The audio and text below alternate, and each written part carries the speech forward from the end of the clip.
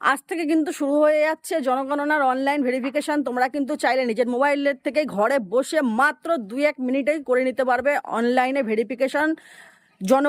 জনগণনা করার জন্য আমি কিন্তু খুব সিম্পলভাবে একদম শুদ্ধভাবে বুঝিয়ে দিয়েছি যে কিভাবে ফর্মটা ফিল আপ করতে হবে। আর অনলাইনের এই ভেরিফিকেশন কিন্তু হবে আজকের থেকে আগামী 15 তারিখ পর্যন্ত, মানে 15ই আগস্ট পর্যন্ত। এবং চিন্তার কোনো কারণ নেই, যারা অনলাইনে করতে না পারবেন তাদের জন্য কিন্তু অফলাইনের ব্যবস্থা রয়েছে। 15 তারিখের পর মানে 16 তারিখ থেকে কিন্তু সামনের মাসের 14 তারিখ পর্যন্ত বাড়ি বাড়ি লোক যাবে। আপনারা ফর্ম ফিল আপ করে যারা পারবেন তো করবেন, যারা পারবেন না করবেন না, কোনো অসুবিধা নেই। আর আজকের ভিডিওটা একটু লং হয়ে যেতে পারে, কারণ কি এই যে আমি ফর্মটা ফিল আপ করে আপনাদেরকে বুঝিয়েছি সেখানে হয়তো ভিডিওটা একটু বড় হয়ে গেছে। আর সবাই কিন্তু ধৈর্য ধরে ভিডিওটা দেখবেন, নইলে কিন্তু বুঝতে পারবেন না যে কিভাবে আপনারা এটা ফিল আপ করবেন। আমি খুব সুন্দরভাবে বুঝিয়ে দিয়েছি, ভিডিওটা স্কিপ না করে সম্পূর্ণ দেখে ব্যাপারটা বুঝে নিন যে কিভাবে আপনারা যারা বাড়িতে বসে করতে চান তারা কিভাবে করবেন। আরেকটা কথা, যে ফর্মটা আপলোড করার পরে কিন্তু একটা এসই নাম্বার পাওয়া যাবে 12 সংখ্যার।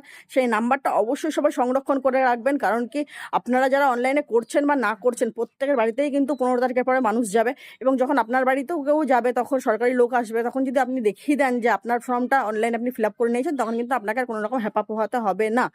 তো চলুন বেশি কথা না বলে ভিডিওটা শুরু করা যাক।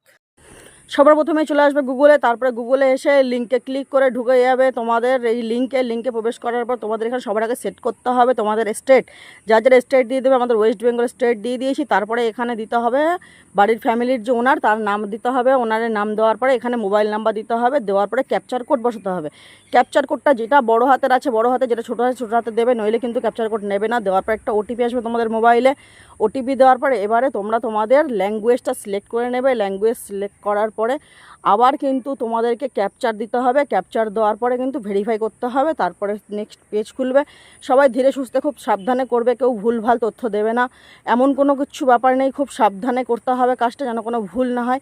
এরপর তোমাদেরকে দিয়ে দিতে হবে আমাদের গিয়ে যেটা আমাদের বাড়ির যে ল্যান্ডমার্ক আছে সেই মার্কটা আমরা দিয়ে দেবো। এবং সেই ল্যান্ডমার্ক দেওয়ার জন্য সবার প্রথমে আমরা আমাদের ডিস্ট্রিক্ট আর আমাদের পিনকোড দিয়ে দেবো এবং আমাদের এরিয়ার নামটা দিয়ে দেবো, যে আমাদের এরিয়ার নাম কী আছে। তাহলে কিন্তু ম্যাপের ভিতরে ডাইরেক্ট শো করবে যে তোমার বাড়িটা কোথায়। তারপর তুমি সেই জায়গাটা সার্চ করে ম্যাপের ভিতরে খুঁজবে, একটু ভালো করে জুম করে দিলে তুমি বুঝতে পেরে যাবে যে কোন জায়গাটা তোমার বাড়ি আছে। সেটা কিন্তু তুমি এখানে সেট করে দিয়ে দেবে যে এই জায়গাতে তোমার বাড়ি আছে।